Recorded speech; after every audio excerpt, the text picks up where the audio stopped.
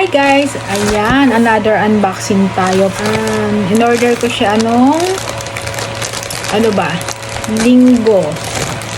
Tapos dumating siya ngayong Miyerkules. Ayan, tingnan natin. Nakakaik-ika na naman to sa mukha. Kasi alam niyo naman, kailangan laging may protection sa mukha, lalong-lalo na mainit ang panahon. So, ayan, nag-order ako ng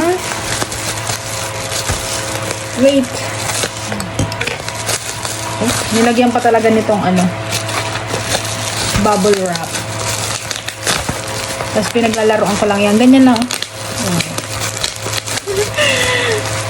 Ayan, Brilliant Tinted Sunscreen.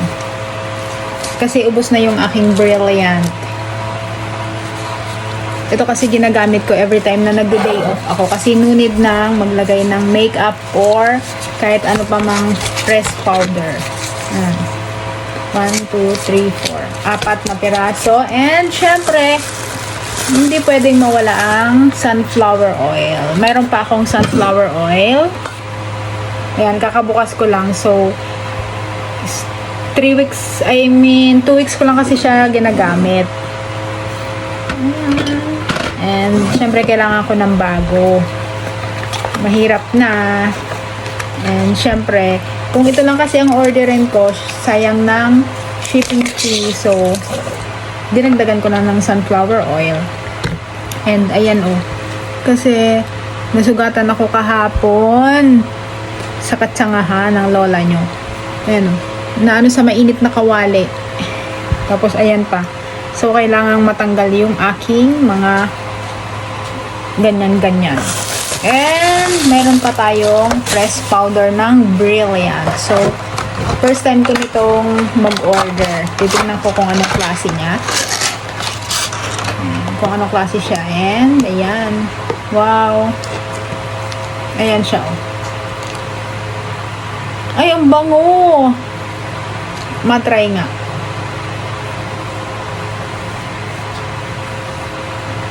Ayan, ang ganda niya sa mukha. Di ba? Well, mayroon pa kasi akong ganito ng press powder. So, saka na natin gagamitin tong Brilliant. Napaka-loyal ko talaga sa Brilliant pagdating sa mukha. Wala akong gustong gamitin kundi Brilliant lang. Kasi nag-try na ako ng iba, hindi okay. So, I stick to Brilliant lang. Everything is Brilliant for my face. Yun lang. Ganon talaga ako ka-loyal sa Brilliant. Ayan. Sa aking Rejuve, Brilliant din. And sa aking ayan. Ayan yung maintenance, toner, Brilliant din. Ganito yung kulay niyan kasi pinagsama ko yung toner saka yung Brilliant Rejuve toner saka yung maintenance. Kasi masyadong sa mukha ko yung Rejuve. Ayan. Tapos ayan. Napaka-loyal ko sa Brilliant. And ayan, nag-try ako ng panibagong product niya. So, next time, gusto kong i-try yung lip tint. Hindi ako nag-order ng lip tint kasi sobra dami ko pang lip tint. At may in-order akong 6 pieces na lipstick na parang lip tint din. Yung itsura niya. Ayun lang, masasabi ko. Ayan, sa mga gusto ng tinted sunscreen, napakaganda nito sa mukha. Wala kang masasabi kasi hindi mo na kailangan mag-makeup kasi para siyang makeup. Kaya i-try nyo na tong tinted sunscreen ng Brilliant kasi no need nang mag-makeup kapag gumamit ka nito. Kasi ayan yung kulay niya.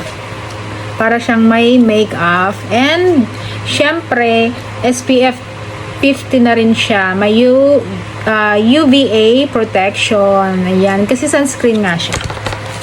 Diba?